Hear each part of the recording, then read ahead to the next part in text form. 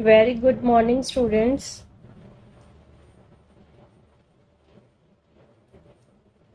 स्वागत है आप सभी का आपके अपने YouTube चैनल पर। बच्चों, हमारा डी एंड एफ ब्लॉक चल रहा था कक्षा 12 का, जिसमें हमने डी ब्लॉक और एफ ब्लॉक कंप्लीट कर लिया था। लेकिन डी ब्लॉक के दो यौगिक जो हैं वो रह गए थे। पहला है इसमें पोटेशियम डाइक्रोमेट और दूसरा है पोटेशियम परमैंगनेट। तो पहले हम पढ़ेंगे पोटेशियम डाइक्रोमेट, जिसका सूत्र है K2Cr2O7। इस सूत्र को याद करने की ज़रूरत नहीं है, क्योंकि जैसे जैसे हम इसे पढ़ते जाएंगे ये सूत्र हमें अपने आप याद हो जाएगा। सबसे पहले हम इसे पढ़ेंगे बनाने की विधि।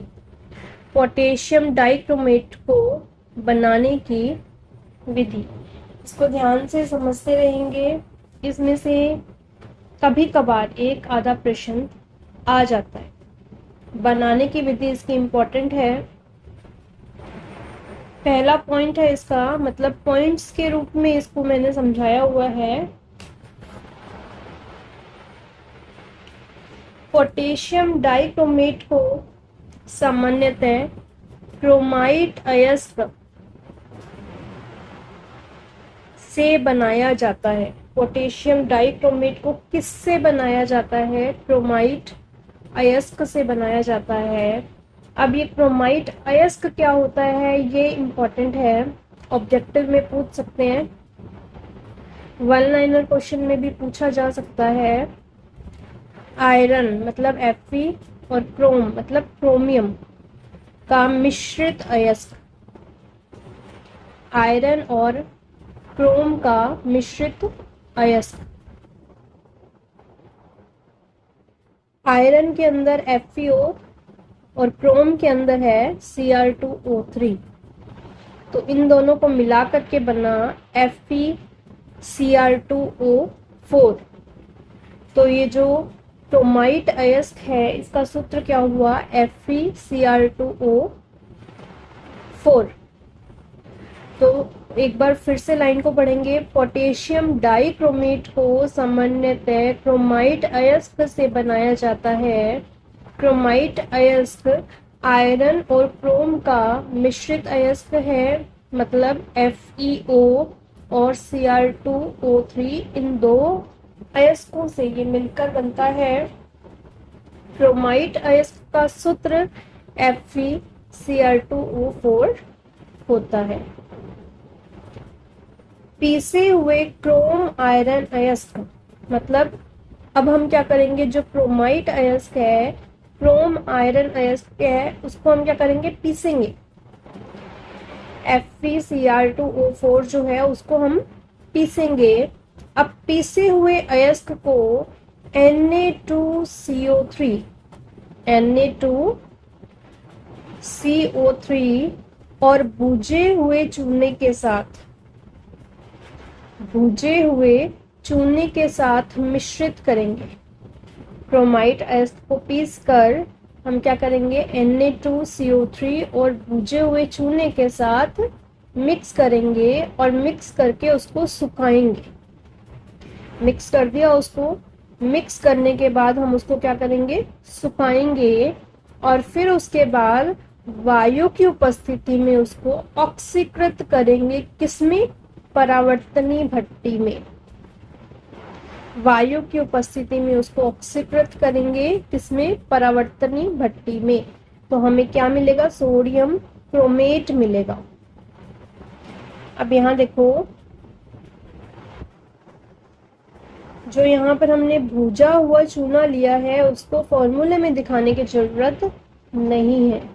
तो यहाँ पर हमने ये जो क्रोमाइट अयस्क लिया है, क्रोमाइट अयस्क को इन्होंने FeO.Cr2O3 लिख दिया, एक ही बात है। Na2CO3 के साथ और ऑक्सीजन के साथ उसको परावर्तनी भट्टी में इसको परावर्तनी भट्टी में क्या किया, गरम किया। तो हमें क्या मिला है, सोडियम क्रोमेट मिला है, Na2CrO4 मिला है। किससे, FeCr2O4 से, FeCr2O4 से क्या मिला है, Na2CrO4, जो हमारे पास ये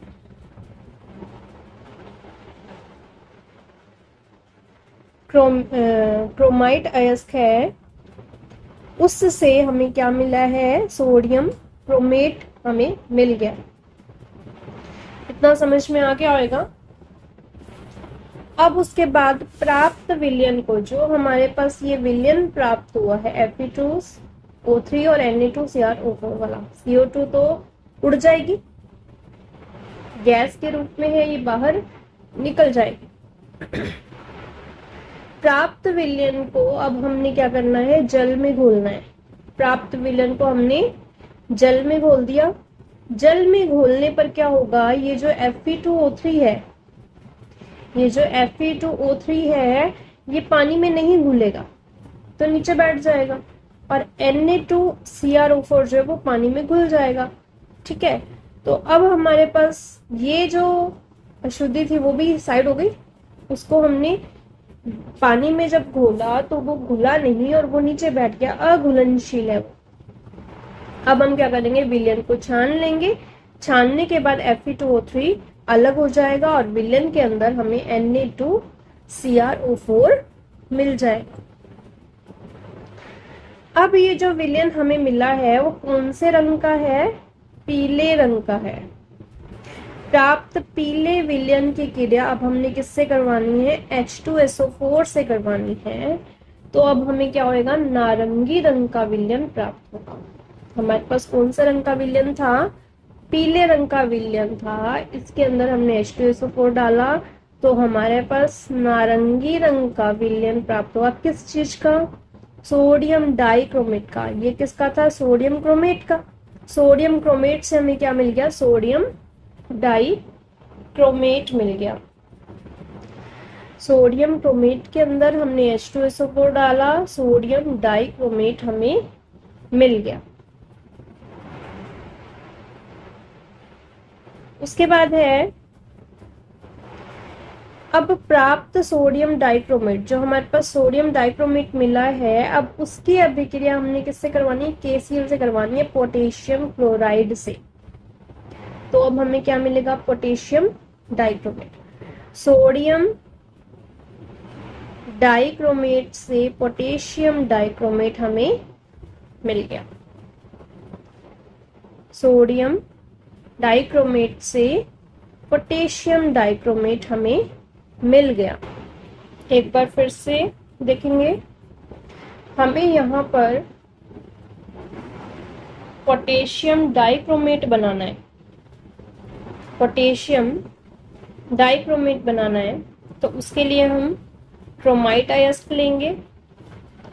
क्रोमाइट अयस्क के अंदर Na2CO3 हम डालेंगे। क्रोमाइट अयस्क के अंदर Na2CO3 डालेंगे, सोडियम क्रोमाइट हमें मिल जाएगा। अब हम सोडियम क्रोमाइट के अंदर H2SO4 डालेंगे, सोडियम डाइक्रोमेट हमें मिल जाएगा। अब सोडियम डाइक्रोमेट के अंदर हम KCl डालेंगे तो हमें पोटेशियम डाइक्रोमेट, जो हमें चाहिए था वो हमें मिल जाएगा। अब उसके बाद है गुणधर्म पोटेशियम डाइक्रोमेट के। अब है गुणधर्म किसके, पोटेशियम डाइक्रोमेट के गुणधर्म। पहला पॉइंट है इसमें, नारंगी रंग के क्रिस्टलीय पदार्थ, मतलब ऑरेंज कलर के क्रिस्टल के रूप में पाया जाता है पोटेशियम डाइक्रोमेट। पोटेशियम डाइक्रोमेट का जो नारंगी विलयन होता है, अगर हम उसमें कोई भी क्षार मिला दें तो विलयन पीले रंग का हो जाता है। हम अभी अभी पढ़कर आए थे कि पीले रंग का जो विलयन था सोडियम क्रोमेट, सोडियम क्रोमेट पीले रंग का विलयन था, उसमें हमने अम्ल मिलाया तो नारंगी रंग का विलयन प्राप्त हुआ। इसका हमने उल्टा करना है, नारंगी रंग के विलयन को पीले में बदलने के लिए हमें क्षार मिलाना पड़े। पीले को नारंगी में बदलने के लिए हमने क्या किया, अम्ल डाला, नारंगी को पीले में बदलने के लिए हमें क्षार मिलाना पड़ेगा। तो सेम इसमें है, वो सोडियम की बात कर रहा था और ये पोटेशियम की बात कर रहा है, सेम ये बात। तो पोटेशियम डाइक्रोमेट के अंदर KOH मिलाया, क्षार मिलाया, पोटेशियम क्रोमेट, पीले रंग का विलयन हमें प्राप्त हुआ और ये नारंगी रंग का विलयन था। थर्ड पॉइंट है, सेकेंड पॉइंट के ऊपर हमने हाईलाइट किया हुआ है, इंपॉर्टेंट है। थर्ड पॉइंट है पोटेशियम क्रोमेट। ये वाला जो पोटेशियम क्रोमेट है, इसके पीले विलयन में अगर हम अम्ल डाल देंगे तो विलयन पुनः नारंगी हो जाएगा। सेम पॉइंट आ गया। उसके बाद है बिंदु संख्या 2 और 3 से स्पष्ट है कि क्रोमेट आयन और डाइक्रोमेट आयन विलयन के pH में बदलाव के कारण एक दूसरे में परिवर्तनशील होते हैं। मतलब येलो कलर का जो सॉल्यूशन है उसमें हम अगर 2 हाइड्रोजन ऐड कर देंगे तो वो ऑरेंज कलर में बदल जाएगा। अगला बिंदु है पोटेशियम डाइक्रोमेट प्रबल ऑक्सीकारक है। प्रबल ऑक्सीकारक है क्यों? क्योंकि अम्लीय विलयन में यह Cr+3 में अपचयित हो जाता है। इंपॉर्टेंट है, अम्लीय विलयन में यह Cr+3 में अपचयित हो जाता है। Cr2O7 मतलब डाइक्रोमेट, पोटेशियम को निकाल करके इन्होंने डाइक्रोमेट आयन यहाँ पर लगा दिया है। जब हम इसका अम्लीय माध्यम में मतलब H पॉजिटिव डाल दिए तो वो अम्लीय माध्यम हो गया, और OH नेगेटिव डाल देते तो वो क्षारीय माध्यम हो जाता है। अम्लीय माध्यम के अंदर ये Cr+3 में बदल जाता है, मतलब अपचयित हो जाता है। इसका दूसरा उदाहरण है कि इसके अंदर हमने सेम यही चीज है, सिर्फ 6I नेगेटिव इसमें ऐड किए हैं, मतलब इलेक्ट्रॉन्स की जगह। तो कोई खास फर्क नहीं है, सिर्फ एक एग्जाम्पल है इसका, तो वो एक बार कर लीजिएगा क्योंकि इसको हाईलाइट किया हुआ है तो शायद ही किसी ना किसी पेपर में ये पूछा हुआ है, इसीलिए इसको हाईलाइट किया गया है। अब उसके बाद है डाइक्रोमेट आयन की संरचना, इंपॉर्टेंट है। डाइक्रोमेट का मतलब है दो क्रोमियम आ गए, और इसके साथ ऑक्सीजन कितने हैं, 7 हैं, तो 3 इसके पास चले गए, 3 इसके पास चले गए, और 7वां जो है उन तीन दोनों को ज्वाइंट कर। अब -2 है तो 2 ऑक्सीजन डबल बॉन्ड के साथ जुड़े हुए हैं दोनों तरफ से, और एक ऑक्सीजन जो है वो सिंगल बॉन्ड से जुड़ा हुआ है, और जो सिंगल बॉन्ड से जुड़ा हुआ है यही नेगेटिव आयन चार्ज दे रहा है। दोनों के नेगेटिव आयन मिल करके -2 दे रहे। अब ये तो है याद करने के बाद, अब हम इसमें समझते हैं इसको कि ऐसा कैसे हुआ। अब देखो क्रोमियम,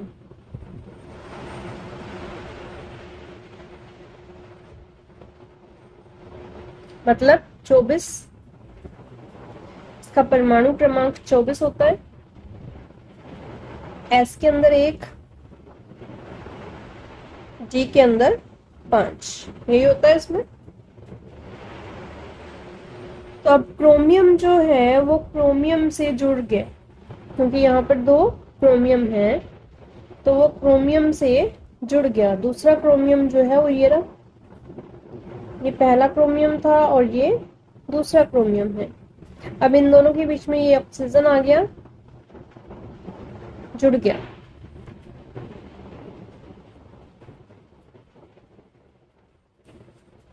ऑक्सीजन आ गया, जुड़ गया। अब उसके बाद इसके साथ एक डबल बॉन्ड से ऑक्सीजन आ गया, एक डबल बॉन्ड से ये ऑक्सीजन आ गया, यहाँ पर भी एक डबल बॉन्ड से ये ऑक्सीजन आ गया, यहाँ पर डबल बॉन्ड से एक ऑक्सीजन आ गया और यहाँ पर एक ऑक्सीजन ये आ गया और एक ऑक्सीजन ये आ गया। तो टोटल हो गए 1 2 3 4 5 6 7, 7 तो ऑक्सीजन है यहाँ पर और क्रोमियम कितने हैं, 2 है। सूत्र बन गया। यहाँ पर देखो एक ऑक्सीजन जो है वो एक बंद से लटका हुआ है, तो दूसरा बंद जो है इसका फ्री हो गया, तो उसने नेगेटिव चार्ज इसको दे दिया। सेम इसमें भी एक नेगेटिव चार्ज आ गया, तो Cr2O7 -2। उसके बाद है क्रोमेट आयन। क्रोमेट आयन का मतलब है उसमें सिर्फ एक ही क्रोमियम उपस्थित है। तो एक ही क्रोमियम उपस्थित है तो मतलब उसमें S में एक इलेक्ट्रॉन और D में 5 इलेक्ट्रॉन्स। तो यहाँ पर अब 2 ऑक्सीजन, एक ऑक्सीजन डबल बॉन्ड से, दूसरा ऑक्सीजन डबल बॉन्ड से, तीसरा ऑक्सीजन सिंगल बॉन्ड से और फिर चौथा ऑक्सीजन फिर सिंगल बॉन्ड से, और इन दोनों ने क्या बना दिया, -2। तो Cr(O4) -2। समझ में आ गया है बच्चों, इजी है। उसके बाद है हमारा नेक्स्ट पोटेशियम परमैंगनेट। वीडियो लंबी हो जाएगी, तुम्हें समझने में दिक्कत आएगी, बोरिंग लगेगी, इसलिए पोटेशियम परमैंगनेट के लिए मैं नेक्स्ट वीडियो बनाऊंगी। ये वीडियो यहीं तक। धन्यवाद बच्चों।